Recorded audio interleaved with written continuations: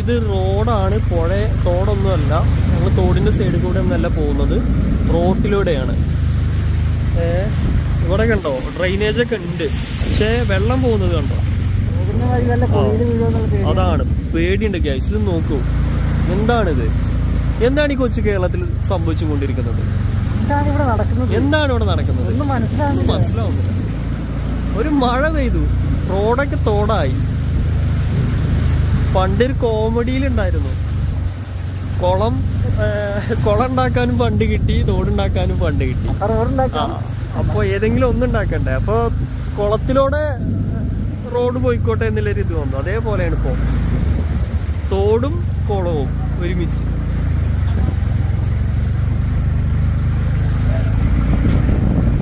എന്താണ്